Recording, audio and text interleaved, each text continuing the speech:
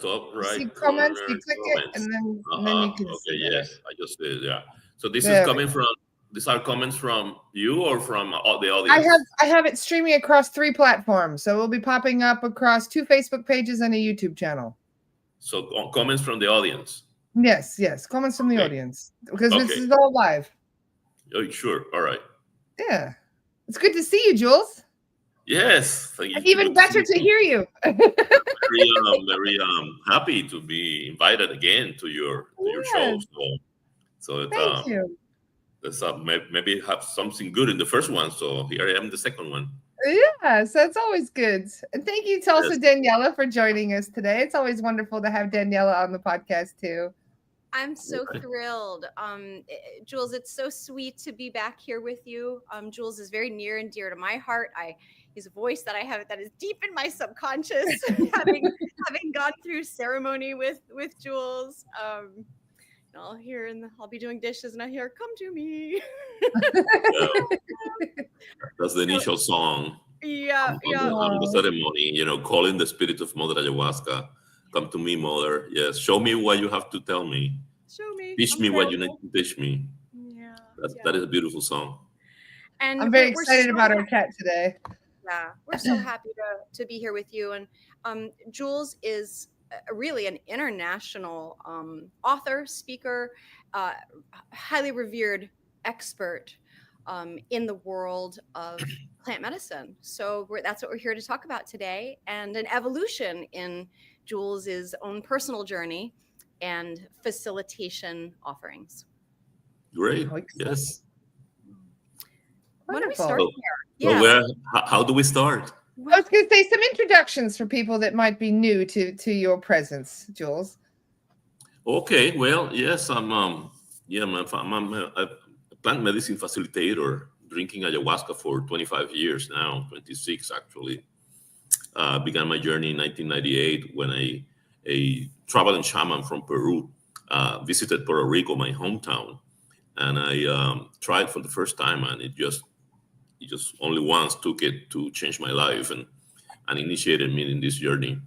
So I followed this shaman for 10 years, organizing groups for him, bringing them to his jungle retreat in Peru, and then by 2008, um, 10 years working as his apprentice, I began doing ayahuasca ceremonies.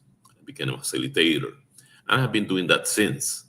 And by the end of the 2018, 19, I realized drinking ayahuasca that I needed to come out of the closet, let's say, to say something.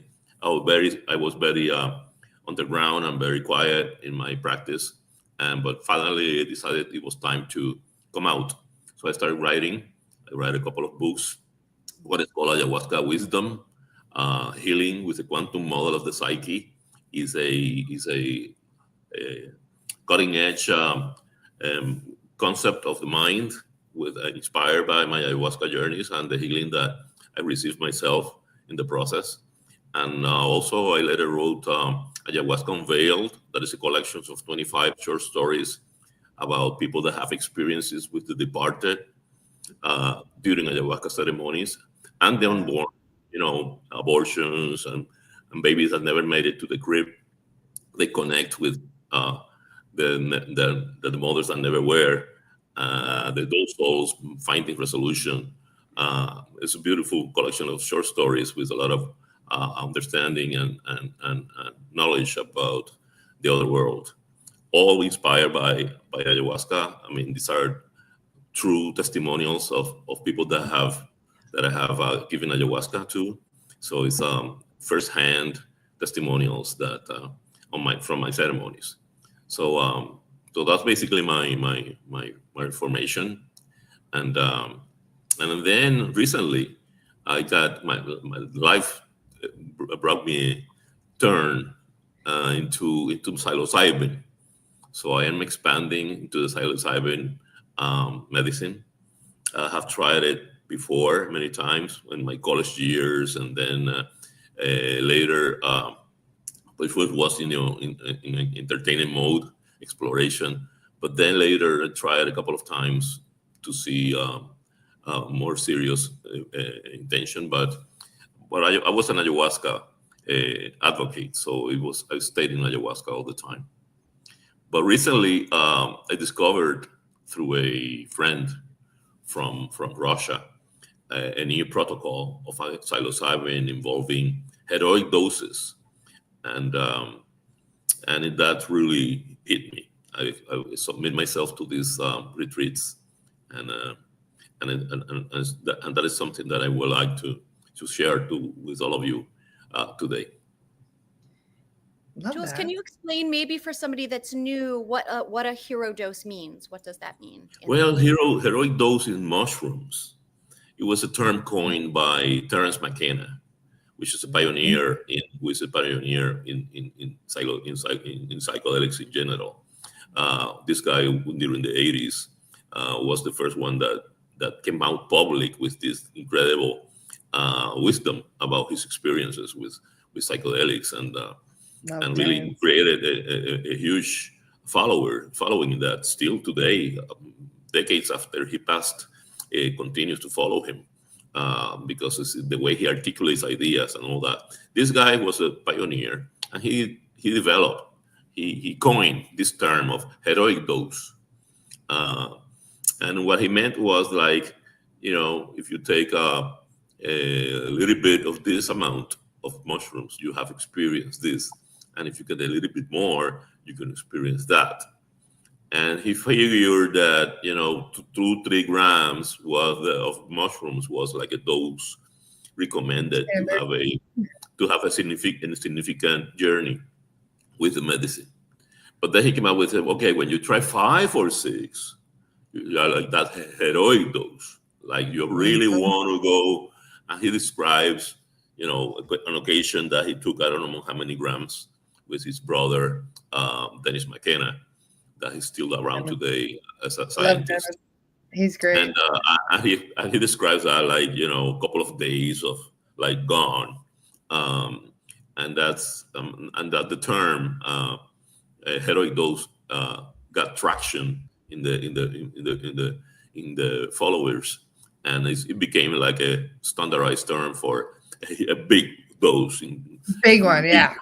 beyond the normal. So if you really want to go out there, you take a heroic dose, and that varies. 6 grams, 7 grams, depends of 7 is my heroic dose, just for the record. 7 is what I would, because I take 5 and I'm like, this feels like 3 to me, so I have to take 7 when I'm taking my 5. Mm-hmm. I've got a high tolerance. I've been partaking for many years. Yeah. Well. So that's basically the heroic dose meaning. Yes. So can you tell us a little bit about the evolution of how you're supporting your participants when they're on their journeys? You and the facilitators have a very unique process and way of supporting them, it sounds like, has really emerged. Well, I mean, you're referring to the psilocybin or to ayahuasca? Well, to either. I was thinking the psilocybin. However, please, like, the floor is yours. Set and setting are very important. Especially. Yeah, set and setting. Maybe I should describe the process and better, please, yeah. and I tell you how the process is supported. Sounds good. So basically, what I discovered, and I submitted myself to the process, and it really changed my life. It is a kind of retreat that I experienced, and I embraced the format. And with a couple of friends, very close friends and very well-prepared guys, we decided to offer this to the world in a secular, therapeutic format. And it became 3 of us that experienced this format with this Russian guy. We departed from him because his approach was more religious and more church-like. Mm-hmm. And I come from the ayahuasca church world. I know, before that I was raised by the Catholic Church until I was a teenager. I broke up with the Catholic Church early, and then I embraced the ayahuasca churches later. There were some legal conveniences in becoming a church for ayahuasca, and but the evolution of my spiritual journey took me to a place where, I mean, churches and religions were not out of the question in the spiritual journey. So I decided to become more purist about it. And but this technology that this friend brought to me was too good to ignore and to put aside. So I investigated and got trained by him. But finally, we agreed that I'm into this secular approach to plant medicine and not interested in more churches and religions, be that ayahuasca, be that mushrooms or whatever.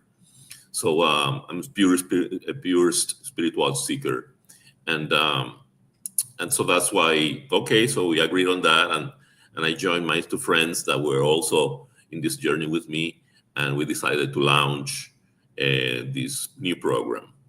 And this new program is is very advanced. It's not for everyone, uh, but it has to do with the removal of astral entities from their subconscious. These astral entities, you may call them many names, and some could be demonic entities, could be parasites, mental parasites, and there's 10 names that you have for that. You know, there's these popular sayings that we have to deal with our demons. I mean, everyone accept that these are like, I have this demon, or this guy is full of demons, or you have to deal with your demons. And I realized doing these practices that this is more literal than figurative. We actually do have demons dwelling in our subconscious, Yep. and we are full of them, and all of us have them.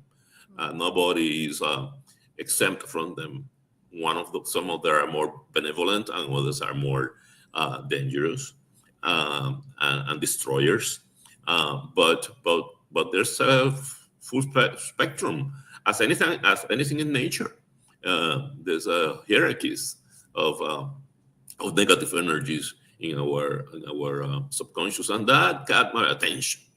That got my attention when I started learning about it, because this is a paradigm of reality that I didn't have fully understood in my past. I have focused on resolving trauma, anxiety, depression, things like that in ayahuasca, and we became very effective and good at it with my coaching and my style of doing ceremonies, which was a diversion from the traditional shamanic ceremony, but actually very powerful and effective.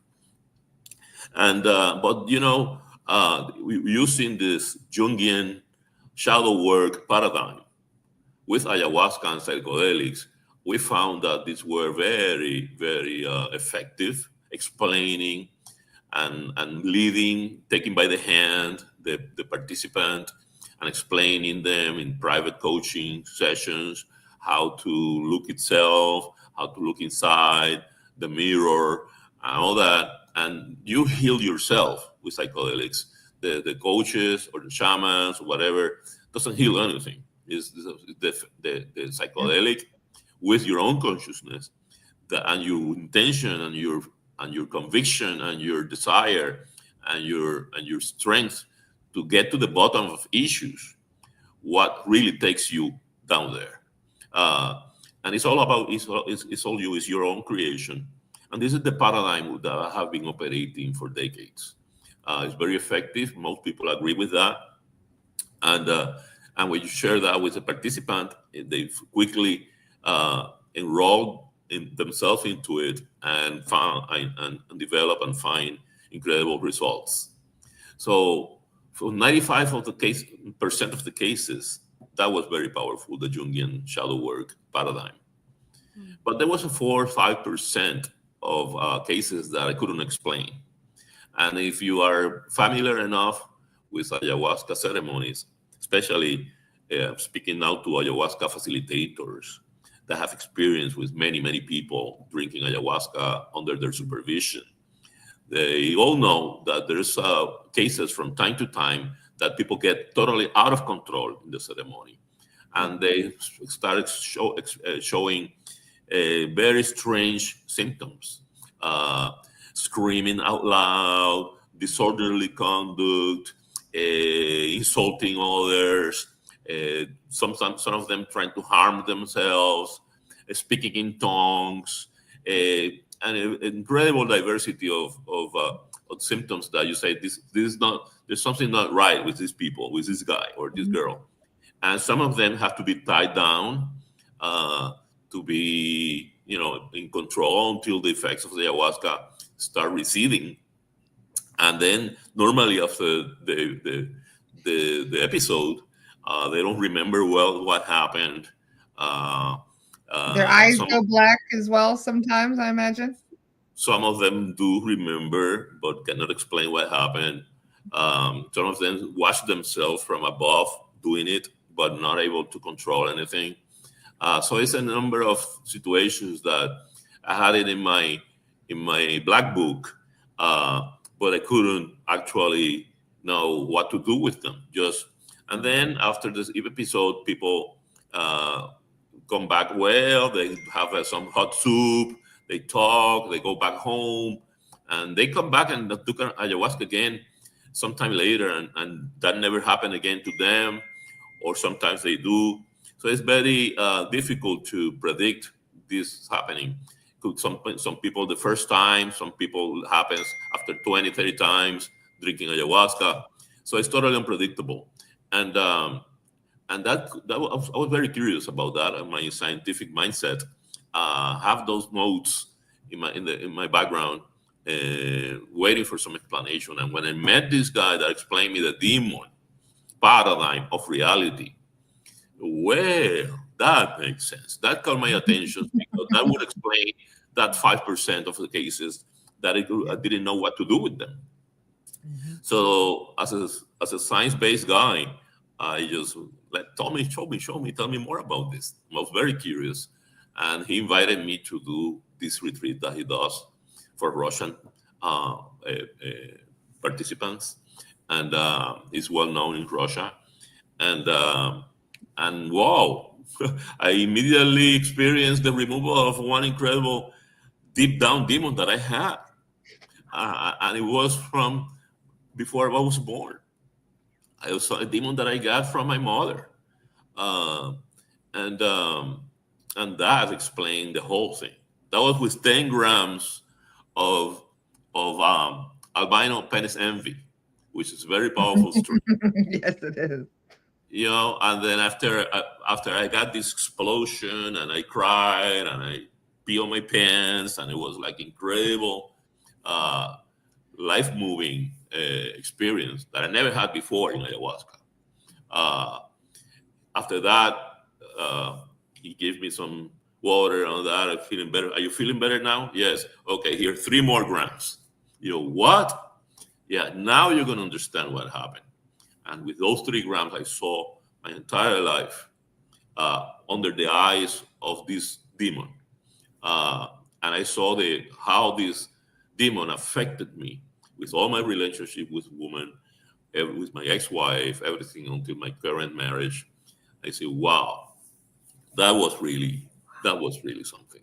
And I continue learning, and I talked to my friends about it. They came, and this guy continued training us, and it was something that I really embraced. And then we, as I said before, decided to come up with this, and we created Shape. Shape, like being in good shape, is an acronym for spiritual healing by astral parasites extraction. These are the letters of the word shape. So it has a trick there with the acronym, and we launched Shape, and this all happens in Jamaica. In Jamaica, there's a total freedom with mushrooms. is fully legal. I mean, administering heroic doses could be controversial in the U.S. and probably criticized and probably um, not right in the eyes of many people. But pragmatically, doing it in Jamaica under the legal setting, a legal jurisdiction, it has proven to be something that is worth pursuing. So we conduct these retreats in Jamaica for people that are prepared. This is not for everyone. We don't want to do this to people that have never tried mushrooms ever, for example. I mean, this is like entry level. You start doing microdose and you do those 2-3 grams. Familiarize yourself with the medicine, and when you're ready, we would take a look at your case. So we have a lot of interviews and preparation to see who really qualifies. Having the money for the retreat is not the last condition. I mean, you can have all the money in the world, and if we feel this is not for you, we're not going to accept you in our retreat. These retreats are very small in number, because this is a very important and serious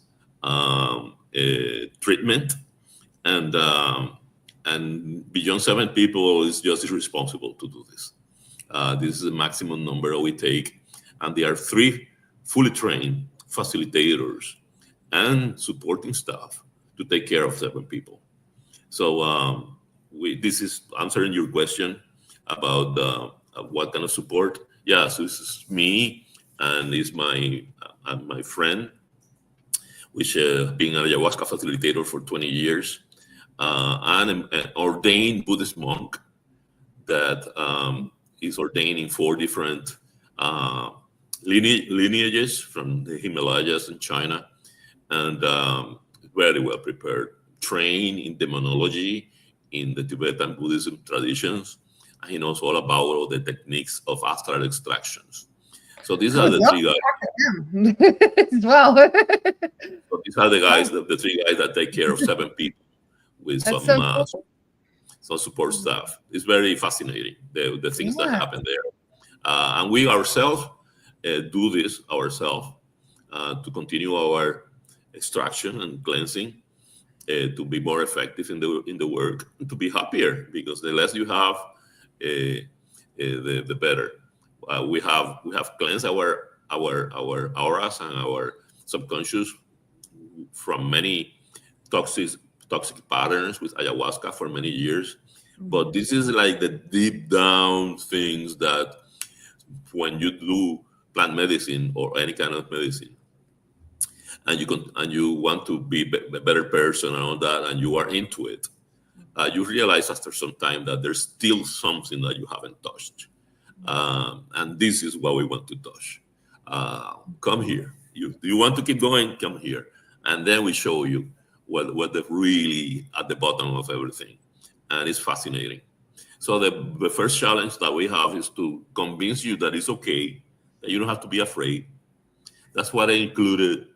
A link that is sent to you. I would like you to share with your audience. It's like 30 or 40 quotes about demons from famous philosophers and writers, because demons are just a shadow.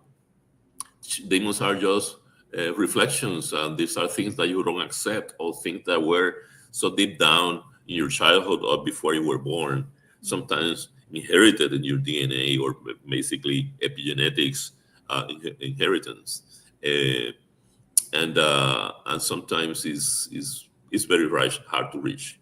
So we found out that heroic doses is the vehicle to get there, basically disabling the ego, because with 10 grams of a penis envy, you just are like, oh, what? Oh yeah, like, you are in a borderline state, and you're barely aware that you are having the experience. So what we disable is this observer of the experience. Oh, here I am drinking mushrooms. The shaman is going down and it's going to give me more. And look at the other guy, he's going to the bathroom. I mean, the observer is such an obstruction to reach to these deepest parts. We have to disable this observer, and this is the way to do it. Heroic dose, knock you down. You are there. You are there, but you're not like, analyzing everything and self-observing. You are just existing, and this is when things get interesting. So this is basically the form, the strategy of shape that I wanted to share with you. It's totally new, and it's not big. I have done all the kind of research finding something similar, and we are very happy to be the pioneers in sending this to the world. I want to acknowledge Chantal's comment. There are many comments that you'll probably enjoy receiving, Jules. Chantal, it says, it's really great to hear a responsible facilitator. And that's why we're really pleased and honored to bring Jules to this community, because that's everything. Jules and his team have been in this field for decades. And I've experienced personally being in ceremony with Jules and know what it is like to be in this very safe container to do extraordinarily deep work. And it has to be with someone who is very clear themselves. Mm-hmm. Absolutely. Set and setting is so important. More important than sometimes the dose and all that. Is the way you got in, the mindset that you have going into the experience and the set around you. Not only the people, but the environment. For example, shape is conducted in Jamaica for legal purposes. But we do that on high-end venues. We rent high-end places, hotels and luxury villas. So you have your own room with your own bathroom, a chef, massage, spa kind of environment. So you feel like, all right, I'm treated here with care, with all the comfort. And when you go to the ceremony, that makes a huge difference, because you lower your defenses, and you're not worried about what's going to happen. Is this guy is going to do this? Can I trust these guys? And what happens? We're in the setting, we're enclosed in this luxury villa. It's only few of us. We surely become like a little family, and it's so safe and so cool that it allows you to immerse in the experience and get to the bottom of any issue that you would like to address. Yeah, set and setting is crucial. So Jules, yeah, the process of this experience is, if I remember correctly, is it 3 days back to back with no rest in between of hero dose? It's not like we're going to do a hero dose and then have massages and chill, go swimming, you're good, and then come back for more. It's 3 nights back to back. Is that correct? That's something that scares people. But, let's map it out as it exactly. No, it is. Listen. This is 4 consecutive sessions. 4. Cool. These are 6 days. You arrive. We pick you in the airport in Jamaica. Okay. And we have a nice dinner and that night and know each other and create this bonding among us. And then we have 4 days. So that's 5 already. And then you have 1 day of rest for integration. We have integration each day, but we have one final integration of doing nothing. You go to the swimming pool, you check your messages, you talk to each other, you exchange phone numbers, and it's like, all right. And then the following day, on the 7th day, you go back home to the airport. So it's a week-long door-to-door retreat with 4 consecutive heroic dose. But what happens is that we calibrate. We know how much. We start with a big one, so it's not just you're welcome. So we know if you, and also when you have a heroic dose, the next day you still have some of that in your system. So the second day you don't need that much to get to the same place.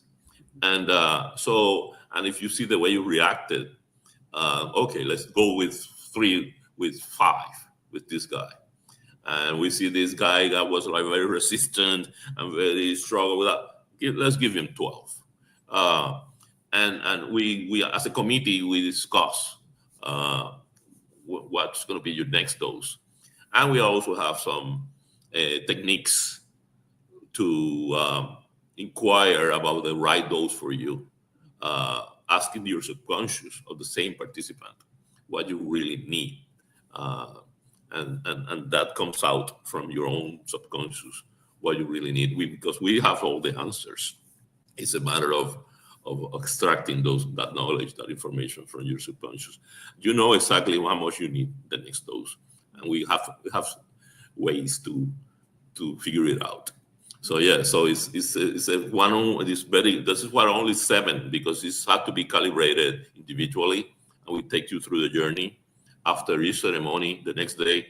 That's another myth, is that you take a lot of grams and it's going to be a very long session. No, I mean, you take 4 grams and you take 12 grams, and it's the same 4 or 5 hour experience. However, the depth is much different.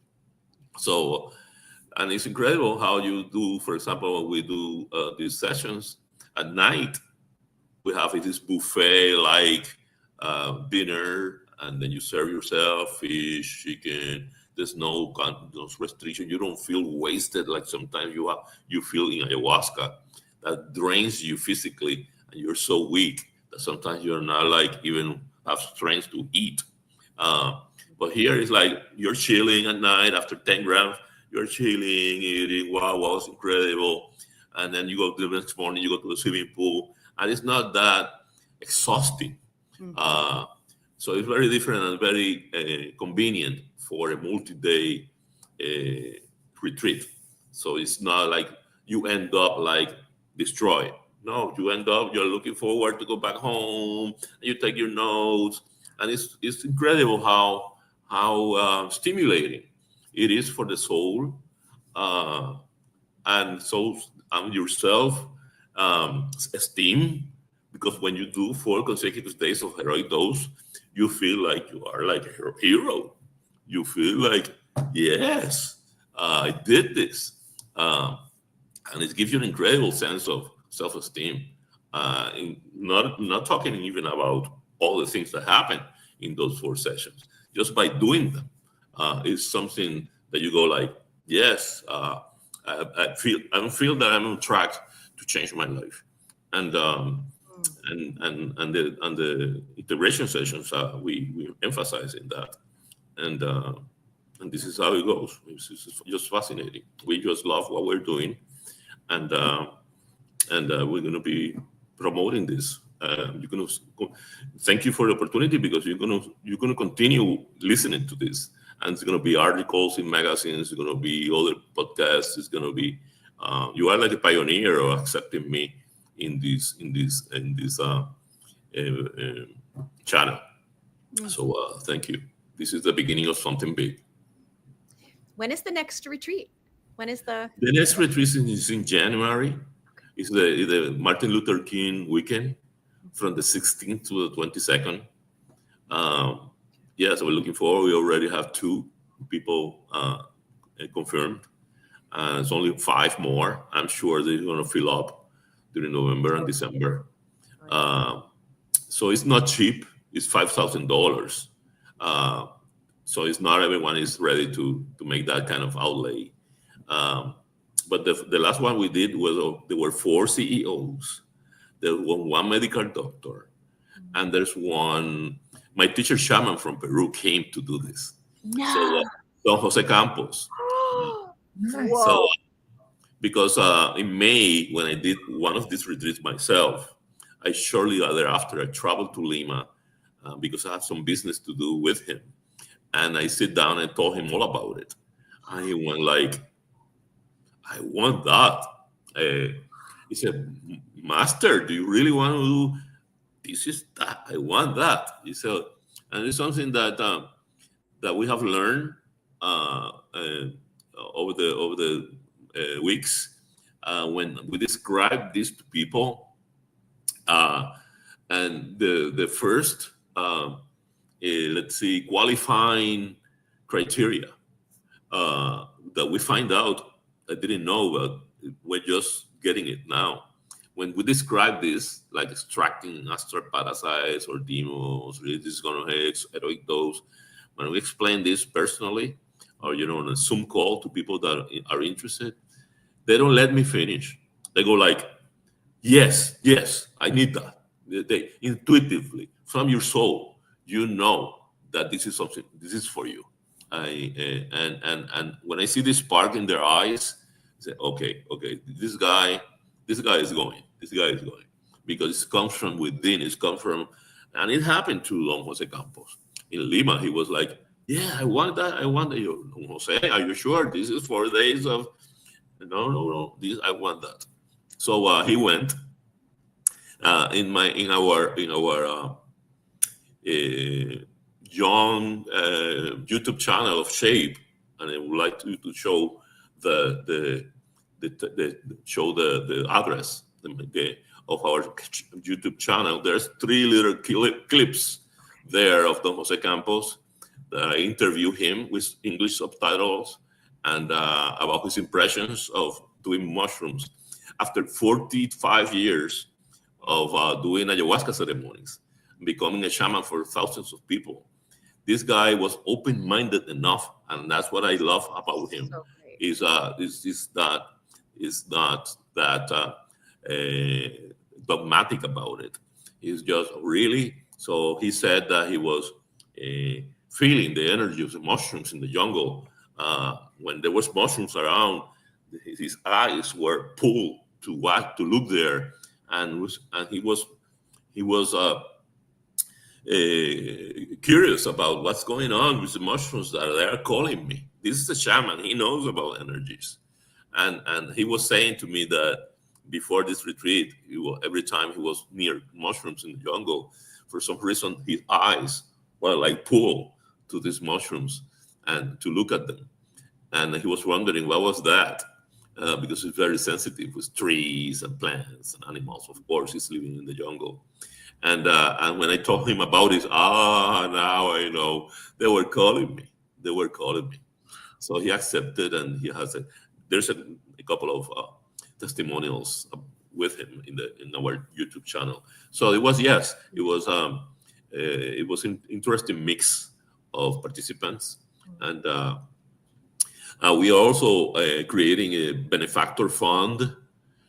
That because people that are have the resources, CEOs, and people have the money, just for $5,000 for them is just nothing, and they feel compelled to help others, and they pay for their share, and they donate additional funds for the benefactor fund, and this is like a scholarship fund that we are creating for people that do not have the money to do it, and we can sponsor if the case merits.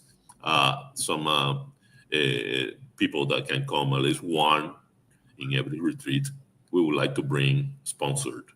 But we also require that you pay something. I mean, there's no free ticket. You have to put a part of your skin. I mean, whatever is a lot for you, if it is for you $10, it's a lot.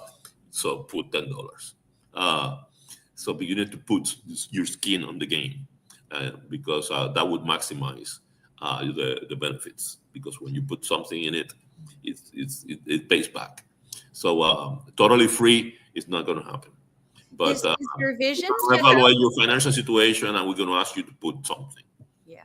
Is your vision to offer 7 days once a month, or what is the vision of that? Yeah, the vision is to reach. We're doing it we postponed the one in November. We did one in September, and we decided to fine-tune a little all the things that we have, because we're beginning with this model, and we are totally ready now to begin again in January, and we're going to start doing it every 2 months, hoping to, depending on the reception, do it once a month. We dream to spend one week a month in Jamaica, uh, and that would be ideal.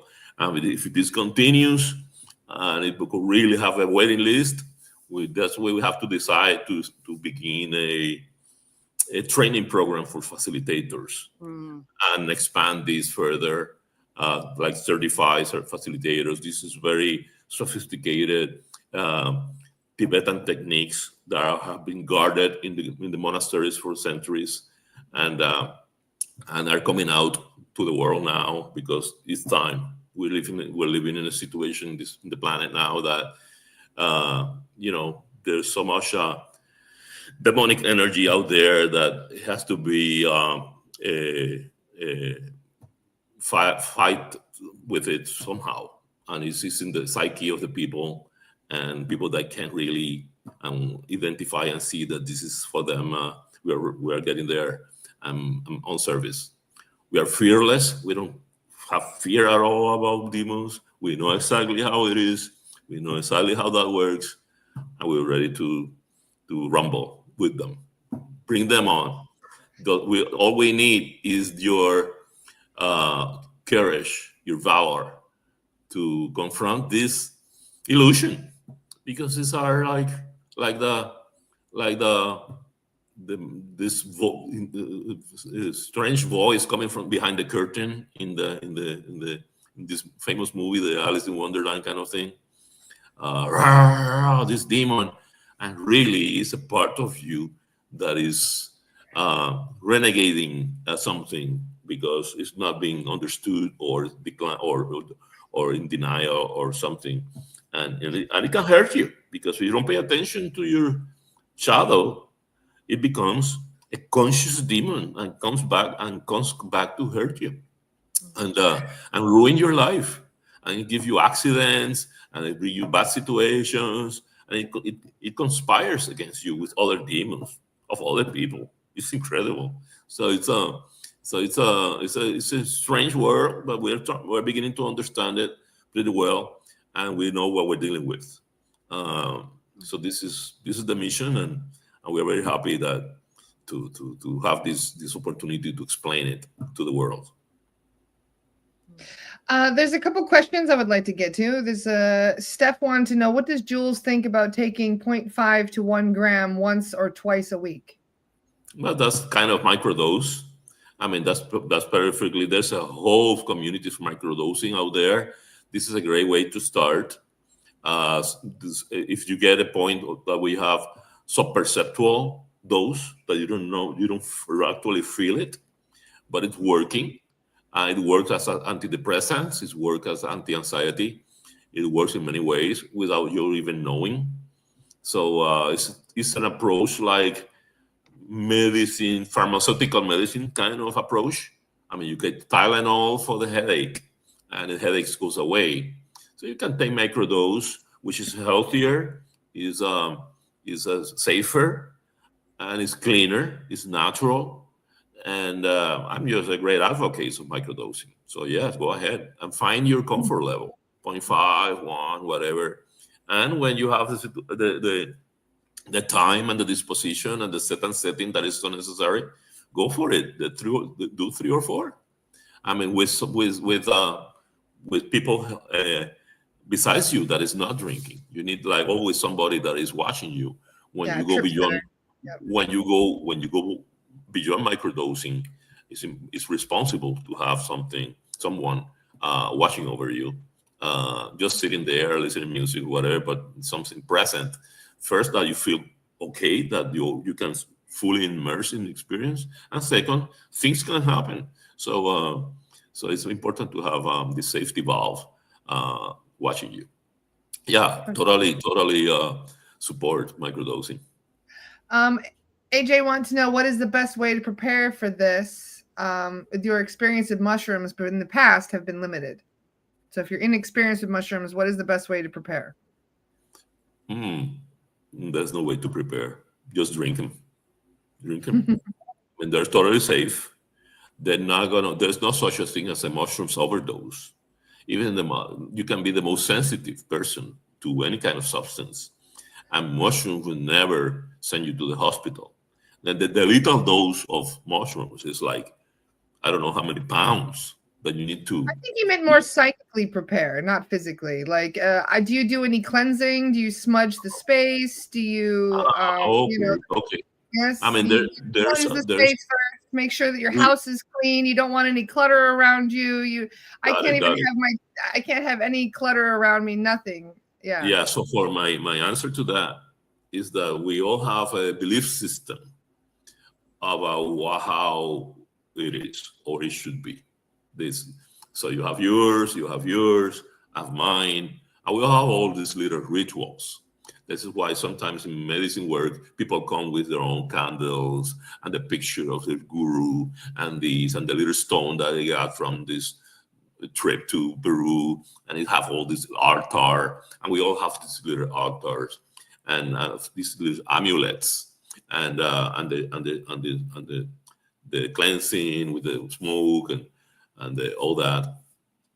And that's, you know what, it works, because it's your belief. Okay, for you is that the belief system that you have. This is the energy that you give to the amulets is what that works. It's not the amulet itself. So the ritual and the setting and your little altar and your little candle and your guru and your Buddha, it's all fine because your energy is there and that is protecting you. But it's protecting you in a way different that you think is protecting you. It's not the energy of this little Buddha image. It's the energy that you're putting in the Buddha image that is giving you the comfort of feeling safe. So yes, go ahead, do all your things. It's whatever you think is going to help you, do it. That's my short answer. Wonderful. And for somebody else, I had a question. This is a very good question. Just scrolling back up to it.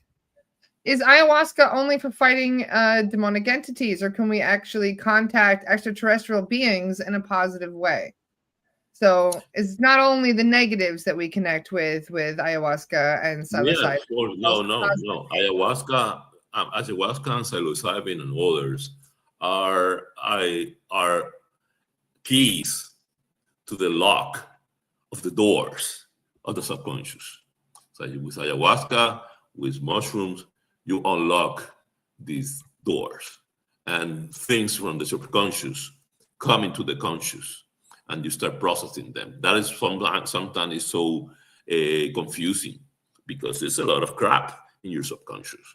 So, and it's not organized in the logical way that the conscious mind is trained. So you have to make sense of it.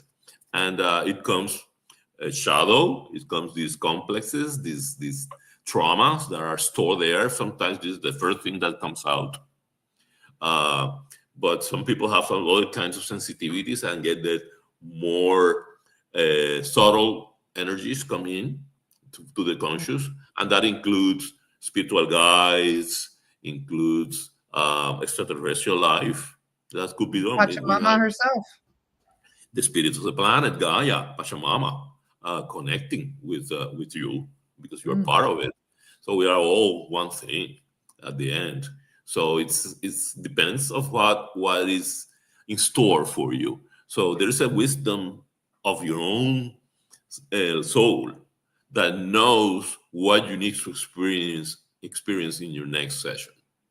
So for me, every time I experience, it's like, okay, now we're dealing with this, and now we're dealing with that, and it comes out bringing more and more. For some people, okay, let's deal with that, which is very high above, but maybe that gives you this sense of divinity that you need to deal with all this little crap that you haven't dealt with yet.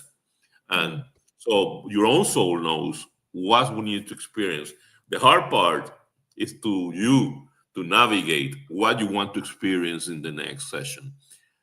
Forget about it. You will never be able to navigate. You're not going to say, okay, this time I'm going to work with this. Yes, yeah, right. Try it. And Mother ayahuasca, father mushrooms, whatever, he has some surprises for you. It's not what you want; it is truly what you need. And if they match what you need with what you want, beautiful. You have an incredible, wow, what an experience! This is what I wanted, because that's what you needed that time.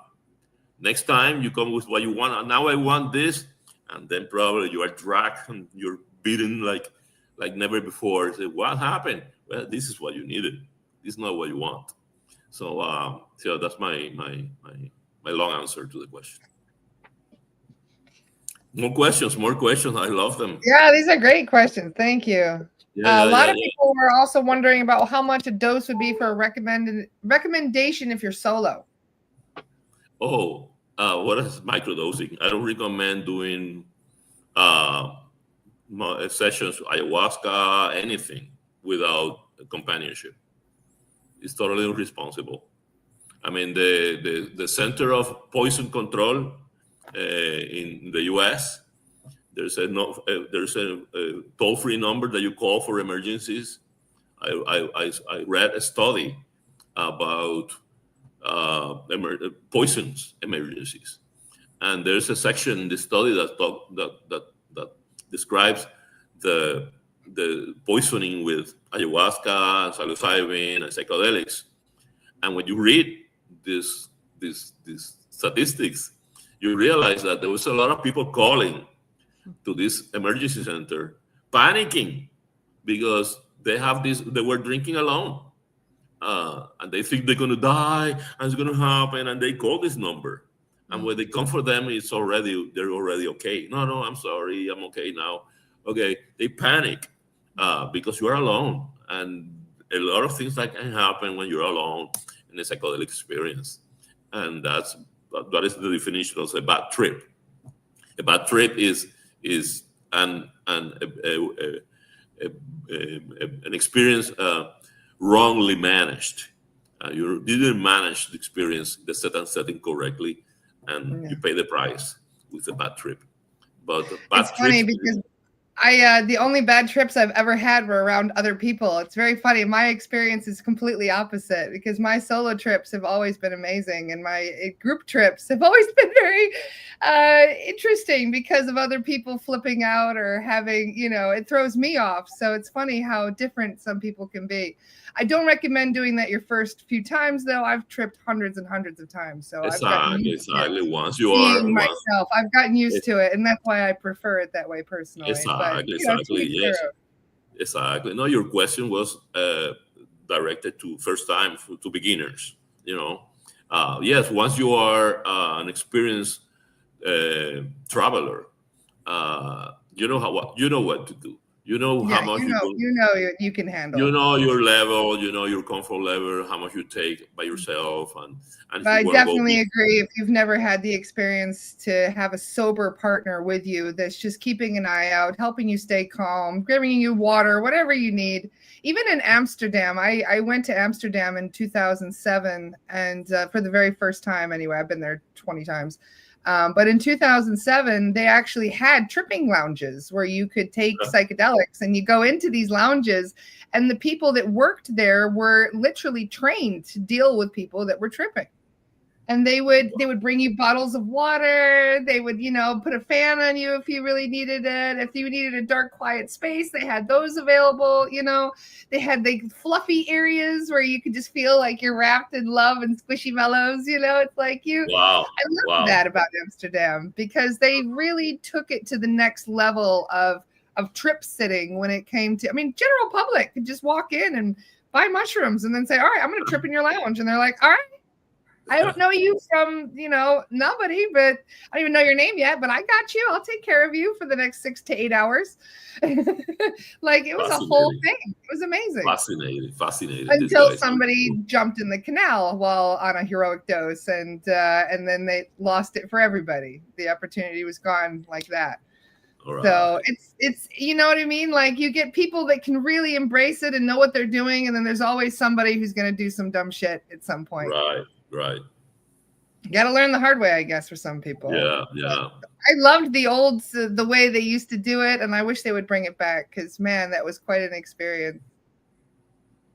Incredible. Yeah. These guys are ahead. Yeah, facilitators are very important, especially for people that are going to be taking large doses. So it's very good to hear that you've been, so well versed in this. Steph says, I know a guy who took a bunch of psychedelics and he watched Terminator 2 and he thought he was being hunted. So when he called the police showed up. Wow. See, this is why you really, I totally agree. That's what I mean. Yeah. I mean, this intersection of your inner world with the real world. And you can make a lot of mistakes under the influence. Yeah. You got to respect the plant medicine. Well said, Lindsay. Yeah. Absolutely. So I just shared the link for everybody, and I also shared your YouTube link. I'm going to share it again because you've got all kinds of videos up here I'm seeing. You can share the shaman Jose Campos. Is that I see the link of our YouTube channel. That's only have 3 videos for now. We're gonna be. I want to put this podcast in the Shape web, so promote you and promote us when I get it. And what is the best way to contact you? Via your website? Well, yes. Yes, you can email me at Julio at Shape of My Life. You have the website, right? You can put the website. I've shared it once. I'll share it again now for www.shape-my.life. It's not com, it's life. So Shape My Life. So Julio at Shape My Life. It's Jules, but you can say Julio. Julio is my given name in my birth certificate. Perfect. Well, there's a link for everybody if you'd like to get a hold of Julio. Do you have time for one more question? Sure, I do. Okay, Laura, you good? Of course, yeah. Okay. So in your both of your books about ayahuasca are incredible. They are dense and like dynamic.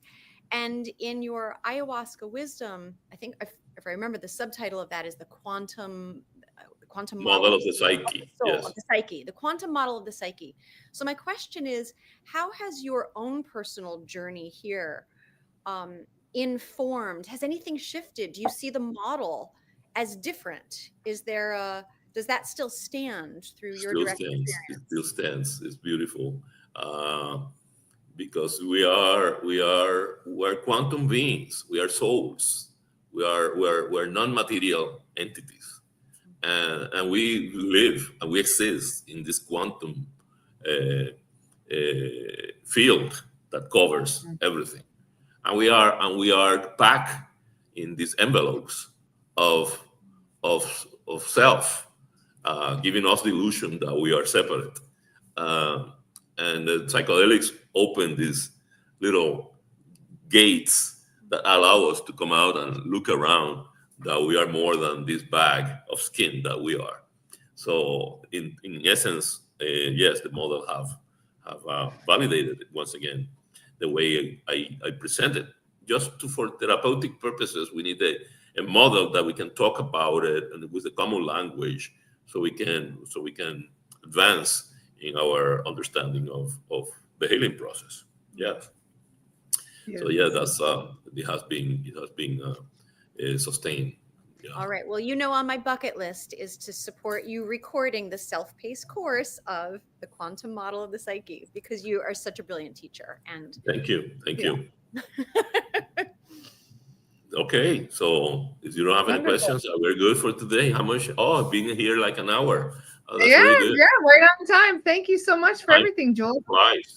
Okay, so send me an email, watch our website, and if there's any interest, if you think you're ready for this, let me know. All right. Wonderful. Thank you. Thank you very much. Is there anything on Astara today, Daniela? Let's check. Lindsay wants to know where she can purchase your books. My books? Mm-hmm. Yes, you can go to Amazon. Okay. And search ayahuasca wisdom, which is one book, or Google in Amazon, Ayahuasca Unveiled, which is the second book. This is about the stories I told you of people that are reconciling with the past, people, fathers, mothers that have passed, and they have unresolved issues with the parents. Matt had one final question. He says, could you also explain what helps you come out of a bad trip? Help you come out of the bad trip. So if you are in a bad trip, you are in a bad trip. I mean, it's only time will get you out of it. Help? I mean, it would help if you remember, because if you are in a bad trip, you are out of control. The only thing that I would try to tell you is to try to do nothing. Don't do anything. Just hang out on something, grab a chair, and wait. And this is going to pass. Because calm music, generally, that's what I do. If there's anybody that's having a stressful time, I just play some calm music, and generally that does tend to help. But food also tends to dilute what you've got in your stomach, so that can also help if they're capable of eating at that point. But this is advice for people that are watching over you to help you with this bad trip. But the person experiencing the bad trip, I mean, they will not remember that food is let's go to the fridge. But if they do, great. Definitely for the trip. But if you are in this panic, if you are in this bad trip, sometimes you define bad trip as this discomfort that you don't want to experience. And this is a good trip. Okay? Deep breaths. Because ayahuasca or the mushrooms are forcing you to confront something. I mean, if you call bad trip like this anxiety or these fears, I mean, embrace the fear. So tell me what's going on. Show me this fear. This is what it brings more when you accept that there is something more to learn. But bad trip for many people is just the panic that they feel when they don't having a pleasurable experience. And sometimes it's not pleasurable, but not pleasurable is good. I mean, bad trip, I define bad trip as something that is out of control, that you are acting out, and you are throwing things out in the house and breaking dishes and things in the room, or you are moving uncontrollably, and that's a bad trip. Or you are panic and you want to get out and ask for help, and you are bad. You are bad. But these anxieties, these fears, and you want the trip, oh, how much? It's 2 hours. How much longer? I want to get out of this. Oh, this is good. You never have a time expectation when you're tripping. This is good. I mean, confront your fear, confront your anxiety. There's a message there. There's information waiting for you to uncover. And this is a good trip. It's not nice, but at the end you appreciate, wow, there was something waiting for you there. You just needed to be willing to look at it.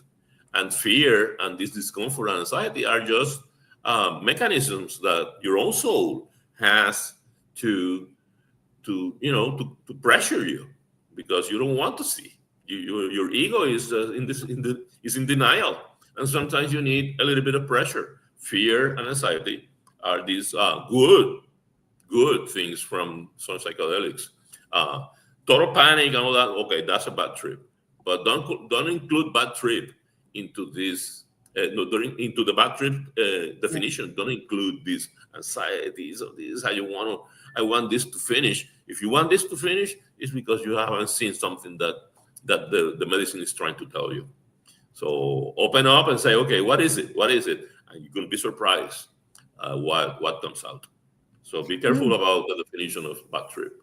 And this is why it's so important to, as if this path calls to you, to explore this with, when I say a trained facilitator, it's someone that really understands the model of the psyche, that understands what powerful questions. I've sat with Jules, in between ceremonies, and it was his experience, it was his intuitive wisdom. It was his inner guidance. It was his skillful questions that supported my ability to go deeper and work with everything. I mean, you are going so deep inside you in this work. You have to be with someone that knows how to, it's more than support you in between sessions, to help you to, and it's more than integration. It's deep understanding.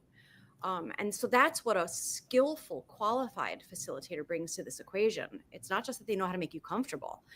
Jules didn't do anything to try to make me comfortable. Right. Like I'm there to go as deep as I was willing to go, and Right. to face as much as I was willing to face. And for some of us that comes in thin layers, and for some of us go into it a little more fearless, and everyone's different. And so he really knows how to support you so you don't stay comfortable, you evolve. Good. Thank you, Daniela. Love it. Beautifully said, Daniela. Thank you both for today. Wonderful chat. Thank you. Friends, tomorrow in Astara, let's see. We have Kim Beekman doing her live drop-in. If anyone here is new to this community, Kim Beekman is a shamanic practitioner that leads live meditations on Zoom. She works with Violet Flame. So if you haven't checked it out, go see if it's a match for you. She's a phenomenal educator. Tomorrow, that's just over an hour from now. Yep. It's 12:15 and it's for 30 minutes. Her recordings are on Kim Beekman YouTube page. So if you can't go live, it's worth receiving those meditations. They are really powerful journeys. Tomorrow at 8:00, Metaphysical Messages with Dr. Tracy, who's also a psilocybin facilitator. She's a doctor of metaphysical psychology. Jules, I can't wait for you to meet her. You guys are from the same planet. And then we have on Friday at noon, Spiritual Shenanigans with the Ninja Turtles, Dr. Scott and friends. Wonderful. Thank you so much, Daniela. And thank you very much, Jules, for joining us today. This has been a wonderful chat. Very exciting. Thank you. So good. See you later. Hope much love, everybody. Thank you for joining us today. Happy birthday to Michelle. We love you, Michelle. Happy birthday. Bye, everyone.